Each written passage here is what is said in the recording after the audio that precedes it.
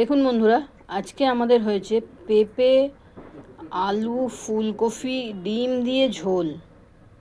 এই দেখুন,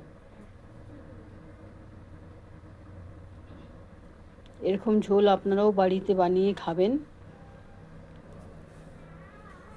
খুব টেস্টি হয়। আপনারা একবার বানান, তারপরে বলবেন হেভি টেস্টি তরকারিটা।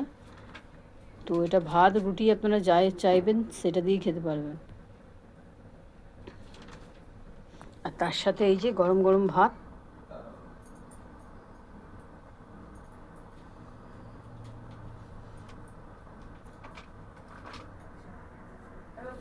আজকের এই ভিডিওটা কেমন লাগলো অবশ্যই কমেন্টে জানাবেন। লাইক শেয়ার সাবস্ক্রাইব করবেন, সাথে থাকবেন, পাশে থাকবেন বন্ধুরা। আর দেখুন খালি